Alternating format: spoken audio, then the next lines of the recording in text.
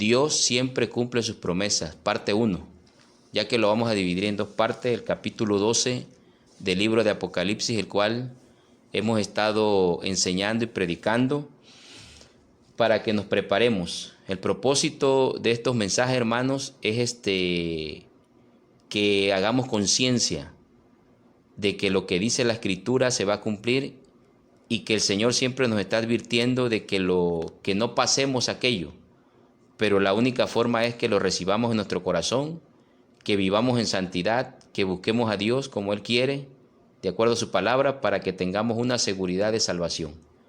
Así que ese es el propósito principal, pero lógicamente explicamos también el simbolismo que tiene cada capítulo, cada visión que el apóstol Juan ve en la isla de Patmos, la revelación que el Señor le da al apóstol Juan. Por eso vamos explicando, pero el propósito esencial, hermanos, es que usted sepa lo que viene y que se va a cumplir.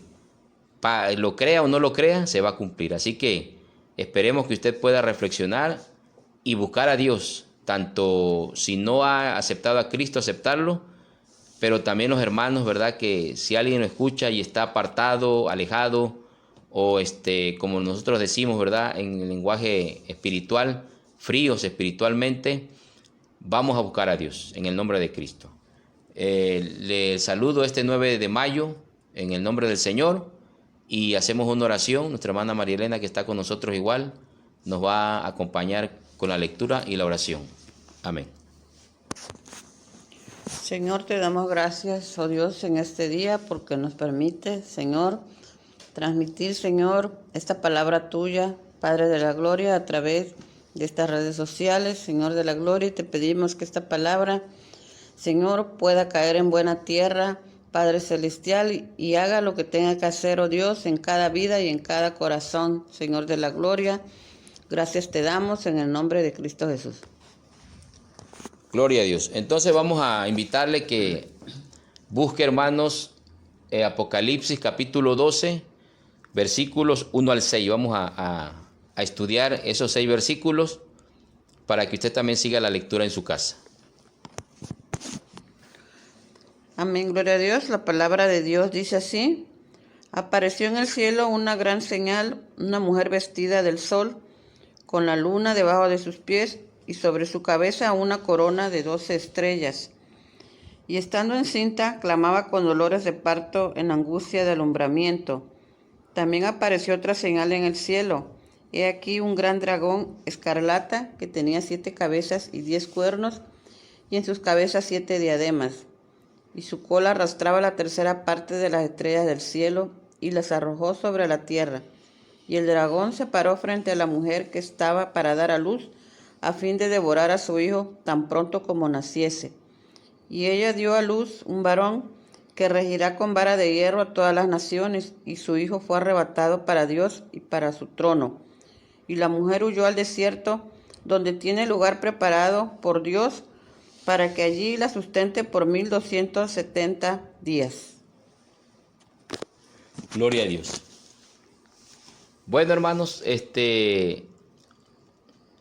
vamos a ir, ¿verdad?, viendo en esta imagen, en esta revelación que el Señor le da al apóstol Juan, cada uno de los versículos para ir entendiendo un poco de todas las figuras que ahí aparecen, ya que todas las figuras que aparecen, la mayoría son simbólicas y dan a entender una verdad, tanto de lo que ya ocurrió, ¿verdad?, con el nacimiento del Señor Jesús, o la revelación del Señor Jesús, ¿verdad?, encarnado, tanto como lo que va a ocurrir en el futuro, cuando la gran tribulación esté a la mitad prácticamente de los 7 años. Más o menos sabemos por el tiempo que nos señala ahí que este evento ocurriría a la mitad de los 7 años, probablemente en un lapso de 3 años y medio, que ahí lo marca, y algunos otros eventos que ya hemos visto son casi al final de la gran tribulación, cuando el Señor retorne, ¿verdad? Cuando se tocó la séptima trompeta, acuérdense que el ángel dijo, ahora sí vienen, que el Señor, ¿por qué? Porque vienen eventos, ya se están casi cumpliendo en ese momento de la profecía de los 7 años, y entre el reino milenial, terminando los 7 años. Vamos a ver el versículo 1, hermanos, el versículo 1 para ir comenzando, que nos habla acerca de una mujer. La imagen que estamos viendo, podríamos decir, ¿verdad? Si alguno ha leído libros de mitología o ha leído sobre esa parte, muchas figuras que representaban, ¿verdad?, los escritores de mitología, por ejemplo, la mitología griega, representaba así semidioses con ciertas figuras, con ciertas características. Pero aquí no es nada de eso, hermano. Aquí el Señor está revelando esa figura, precisamente porque siempre la palabra del Señor muchas veces no la podemos entender hasta que estamos buscando la presencia de Dios. El Señor Jesús lo dijo. Dice, esta palabra hasta los niños la pueden entender. Pero ¿cuándo lo pueden entender? Cuando se busca al Espíritu Santo, cuando la presencia de Dios viene. Por eso el Señor siempre escribe muchas veces en códigos, o incluso en las experiencias que tenemos de nuestra vida diaria. A veces no nos está hablando, pero nos está hablando de una forma que no lo entendemos hasta que le empezamos a pedir a Él, empezamos a buscar su presencia y Él nos va dando esa luz. ¿Por qué el Señor lo hace así? Muchos dirán.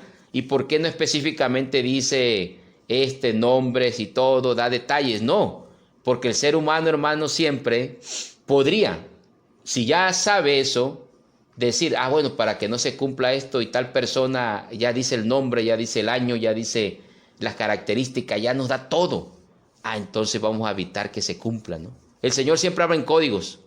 Incluso ayer platicaba yo con mi esposa que los profetas, muchos de los profetas, o casi la mayoría, no vio la iglesia. O sea, siempre el Israel era, pero la iglesia no la vio. O sea, como que esa visión el Señor la cegó, la ocultó. ¿Por qué? Porque iba a haber otra etapa que ellos no sabían. Y entonces ahí nació la iglesia, ¿verdad? En fin, habría que explicar bastante de eso, pero por eso el Señor habla de esa forma, para que cuando alguien, ¿verdad?, busque a Dios, le va a dar a entender y va a poder explicar ya con más detalle la revelación.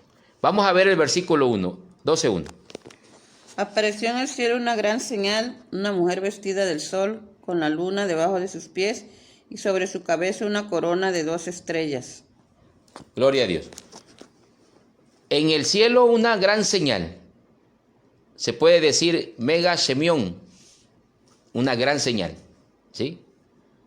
En los capítulos 12 y 14 hay varias figuras de la gran tribulación. Esta gran señal introduce la primera de las 7. Son 7 gran señales. Aquí la mujer, hermanos, que aparece representa a la nación de Israel. Exactamente, ¿verdad? Es representada en muchas ocasiones por los profetas a Israel como una mujer. Si nosotros vemos, por decir, a los profetas, muchas veces se refirieron a la novia de Jehová o a la esposa de Jehová como una figura. ¿Por qué? Porque una característica no es que sea literal, sino que es como que la forma en que se protege, ¿verdad? Un esposo protege a la esposa, que protege a la novia. Entonces el Señor utiliza muchas figuras, incluso en la iglesia. La iglesia aparece como la novia de Cristo. O sea, en el lenguaje teológico, ¿verdad? Escatológico, aquí la mujer representa a una nación. Y la nación que más cumple esta característica es Israel. Es Israel.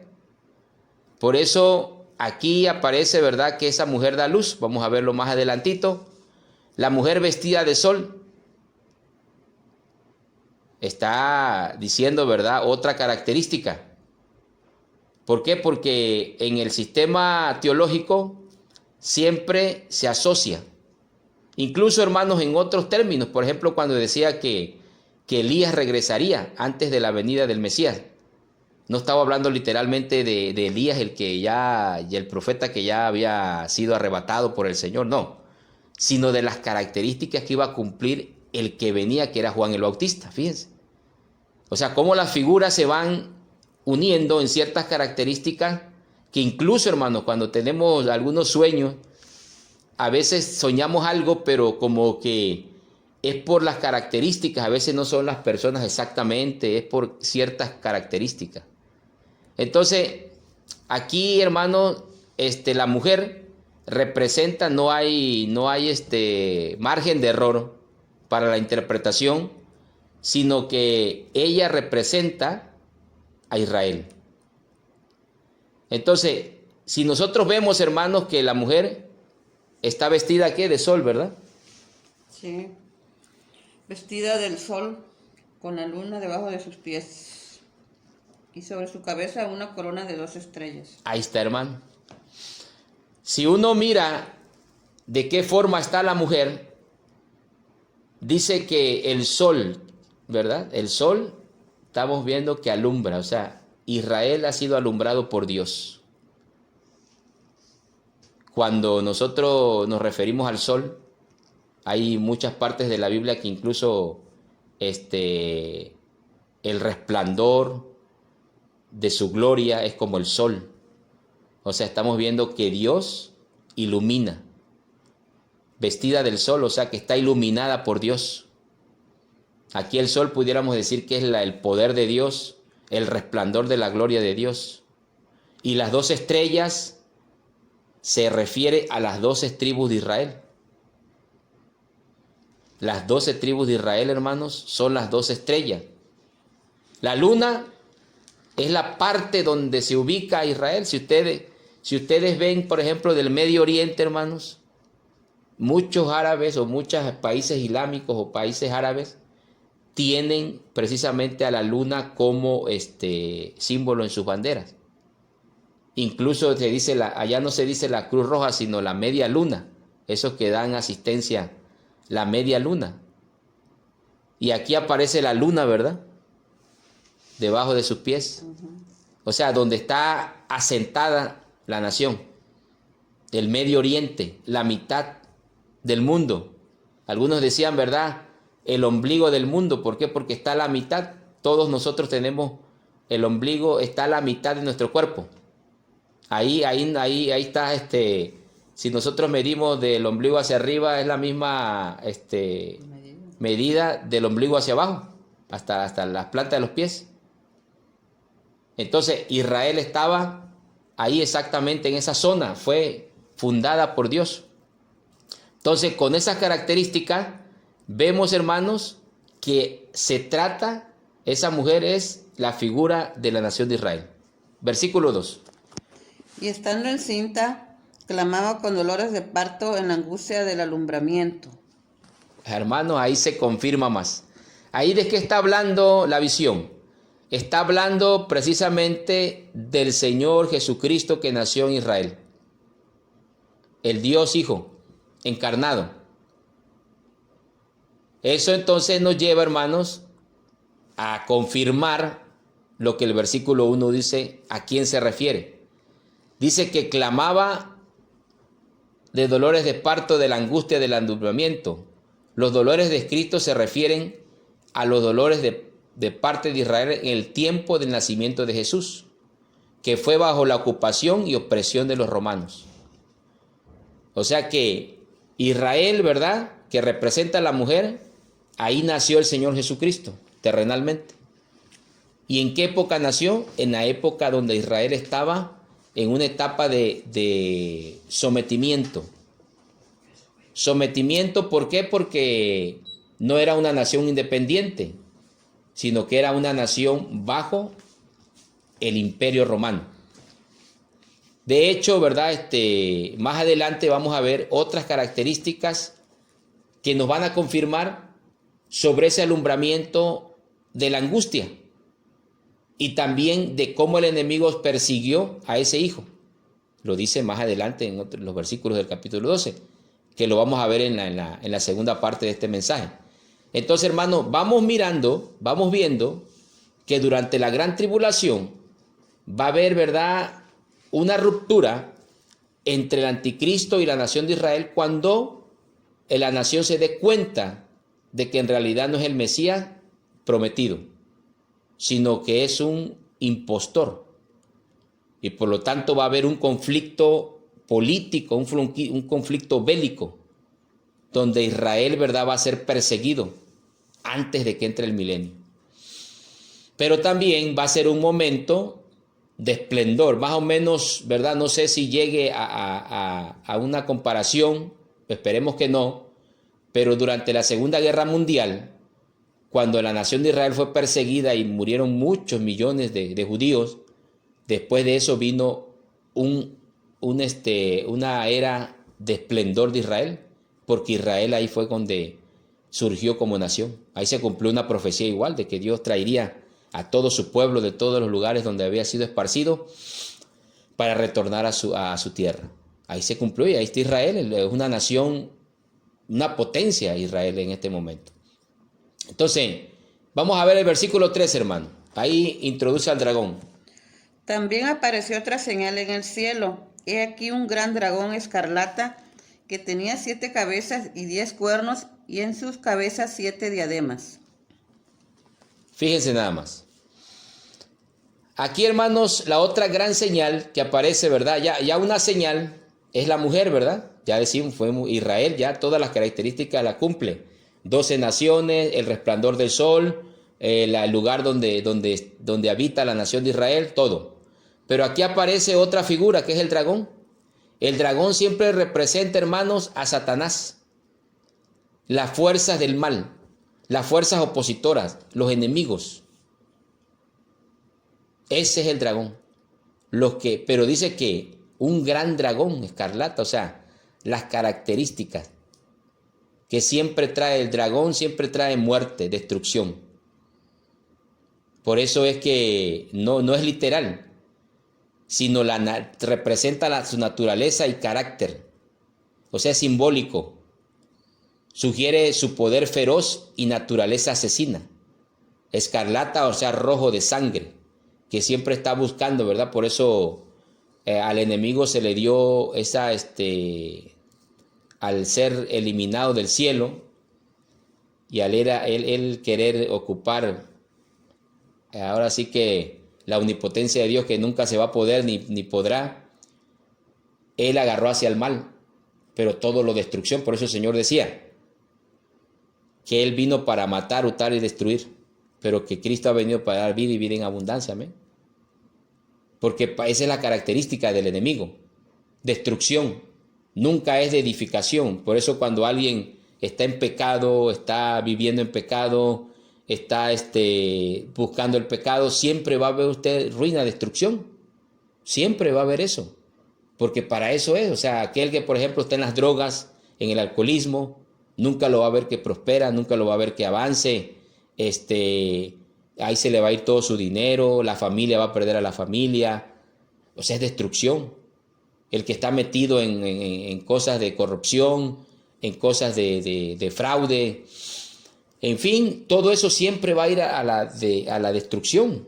¿Por qué? Porque por un tiempo va a gozarla, como esos narcotraficantes, por ejemplo, que dicen, tenemos camionetas de lujo, tenemos mujeres, tenemos residencias, pero al poco tiempo, ya que tarda un tiempo, unos años, si no terminan en la cárcel, terminan en una fosa. ¿Por qué? Porque es destrucción. El dragón viene a destruir, Satanás viene a destruir. Ese dragón en ese momento, que es el enemigo, el anticristo también, o sea, el enemigo lanza al anticristo, ¿no? Así el tipo como cuando el Señor, el Dios Todopoderoso lanzó o trajo a Cristo. Él trae también al anticristo, ¿no? Que es otro encarnado del mal. Dice, este dragón tiene un gran poder. O sea, 7 cabezas y 10 cuernos representan poder sobre naciones o poder político, autoridad humana. 7 diademas representan 7 naciones. Y los 10 cuernos también representan otras naciones, con ciertas características diferentes, pero que le dan todo el poder. Por eso, más adelante, cuando veamos capítulo 13 de la bestia, todo, cómo le dan el poder. O sea, las coronas representan sus reclamos presuntuosos de autoridad real en contra del verdadero rey, o sea, de Cristo. Él quiere ser considerado un rey. Por eso, hermanos, siempre, por ejemplo, si vemos Daniel en el capítulo 7, versículo 8, dice, las 7 cabezas y 10 cuernos se refiere a los 10 reinos originales, de la cual 3 fueron dominados por el pequeño cuerno que dice Daniel 7:8. quien ha de ser identificado como el gobernante mundial de la gran tribulación, quien reina sobre el imperio romano reanimado. Acuérdense que la estatua que vio Nabucodonosor y la interpretación que le dio Daniel, el profeta Daniel, habla que al final, ¿verdad?, los pies de barro y de hierro, o sea que son, dice que son convenios, reinos, alianzas, pero que no se unen, que a la vez no se mezclan. ¿Se imagina? O sea, ahí va a aparecer todo eso. Ahí se va a cumplir esa estatua, esa visión, fíjense cuántos miles de años atrás, y se va a cumplir todavía, se viene todavía el cumplimiento porque no se ha cumplido. Donde son naciones que antes eran del Imperio Romano y que se hicieron naciones como Inglaterra, como España, como Italia, como Francia. Todos esos reinos se hicieron naciones y tienen una alianza, que es la Comunidad Europea, pero no se unen todos, no se mezclan porque cada una tiene su gobierno independiente, pero tienen una alianza. Así como el hierro y el barro no se mezclan, fíjense, no se pueden unir. ¿Cómo es la figura? Por eso les digo, todo, hermanos, esto es una figura, una explicación poderosa. Vamos a ver el versículo 4. Y su cola arrastraba la tercera parte de las estrellas del cielo, y las arrojó sobre la tierra, y el dragón se paró frente a la mujer que estaba para dar a luz, a fin de devorar a su hijo tan pronto como naciese. Ahí está, hermano. Aquí la tercera parte, hermano, se describe como todo lo que Satanás se trajo del cielo cuando fue arrojado a la tierra. O sea, dicen que las 3/4 partes de los seres angelicales siguieron a Satanás. Fíjense la influencia, por eso más adelante en el mismo libro vamos a ver cuando Satanás es soltado de los 1000 años ya que pasan, todavía, hermano, va a buscar a la gente para ver, y la gente le va a creer. La gente le va a creer porque va a haber una gran rebelión. Después de ver un gobierno de paz, de tranquilidad de 1000 años, ver que el Señor gobernó. Por eso, cuando nosotros queremos que vienen juicios de Dios a la tierra o al ser humano, es justo, hermano. Porque el ser humano a veces no se comprende. A usted Dios le da la vida, le da la fuerza, le da todo. Y muchas veces no agradecemos o no tenemos ese agradecimiento hacia nuestro Dios. En lugar de eso, no lo buscamos, lo olvidamos, en fin, todas esas cosas, no nos importa que nos haya dado tantas cosas. Entonces así va a ser aquí. El enemigo, hermanos, aquí es lo que hizo. Aquí por eso les digo al principio del mensaje que esta visión habla tanto de eventos que ya pasaron y ya conocemos en la Biblia, pero de eventos también que vienen todavía. Dice que arrastró a la tercera parte, ¿no?, de las estrellas del cielo. Las estrellas se refiere a los seres angelicales. Él los engañó también a fin de devorar a su hijo tan pronto como naciese. El intento de devorar a su hijo fue inicialmente cumplido por los intentos de Herodes de matar a Jesús mientras era un niño. Ustedes saben en Mateo capítulo 2 cómo lo dice, que cuando los magos, los sabios del oriente llegaron a buscar al Mesías que había nacido, fueron con Herodes, con el gobernante, pero el gobernante, ¿qué hizo? En lugar de darles la información bien, él la agarró para ver si mataba, porque él se sentía en peligro su reino. Decía, no, pues entonces me va a tumbar del reino o a mi descendencia. Y dice que hizo una matanza, ¿no? Por eso se celebra, ¿verdad? En el mundo se celebra el Día de los Inocentes, por esa matanza. Pues nosotros no lo celebramos, obviamente, ¿no? Esa es una tradición diferente a la nuestra. Pero por eso precisamente el enemigo trató de matarlo, dice, desde ese momento. Y también durante el ministerio del Señor, Jesucristo, muchos quisieron matar al Señor antes de tiempo, pero el Señor tenía un tiempo en cuándo iba a morir por nosotros. Y entonces, ¿verdad?, no se pudo. Pero muchos, por ejemplo, si vemos San Juan capítulo 8, verso 59, 8:59, dice que lo quisieron apedrear, pero el Señor rápido se fue porque les decía la verdad. Entonces la verdad siempre, hermano, va a incomodar. Cuando confrontas el pecado, pues no toda la gente se va a sentir contenta ni feliz, sino te van a atacar, te van a querer linchar, ¿no? Entonces, hermano, ahí se cumple. Por eso le digo, todas las características que nosotros vemos en esta visión se van cumpliendo con Israel, con el Señor Jesucristo, y todo lo que ya sabemos en la Biblia se va acomodando a esa profecía. Vamos al verso 5. Y ella dio a luz un varón que regirá con vara de hierro todas las naciones, y su hijo fue arrebatado para Dios y para su trono. Aleluya. Ahí está, hermano. Un hijo varón, ¿a quién se refiere? Al Señor Jesucristo. Si nosotros leemos el Salmo 2, vamos a ver ahí, ¿verdad? Que su hijo dice que regirá con vara de hierro. O sea, quiere decir con autoridad. Que cuando el Señor gobierne los 1000 años, va a ser un gobierno, ¿verdad? Recto, un gobierno limpio, un gobierno sin corrupción. Ahí sí se va a cumplir, hermano, totalmente, ¿verdad? Lo que el ser humano ha anhelado. Un gobierno, ¿verdad? Que sea totalmente ajeno a la corrupción y un gobierno que lleve paz y tranquilidad a la tierra. Ahí se va a cumplir. Por eso va a ser muy extraño que después de los 1000 años, ¿verdad? Se le revelen. Eso quiere decir que el ser humano no ha aprendido durante toda la historia de su historia sobre esta tierra, no ha aprendido que lo mejor es Dios siempre, lo mejor es Dios.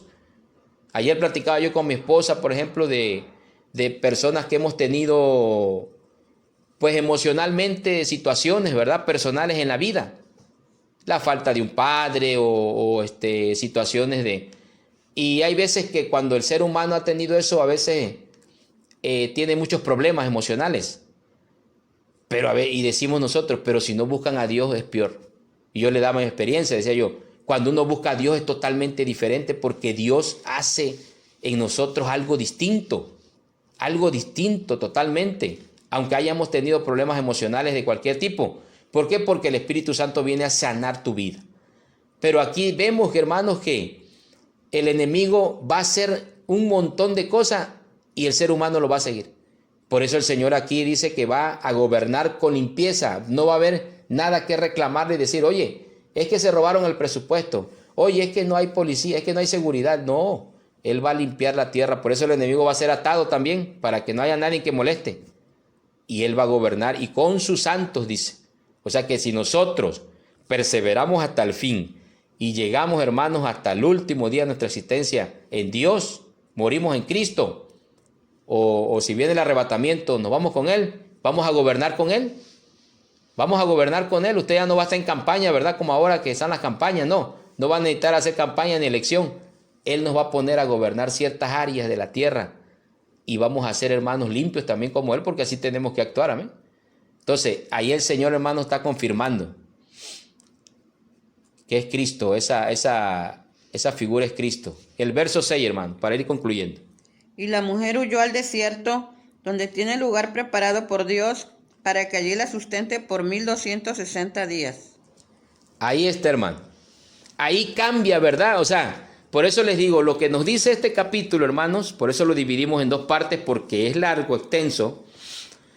Porque lo que nos dice este capítulo son eventos, algunos ya pasaron, ya se vivieron. Del momento en que le está revelando el Señor a Juan, el apóstol, esa visión, algunas cosas ya habían sucedido, pero también se une con otras cosas que durante la gran tribulación van a pasar.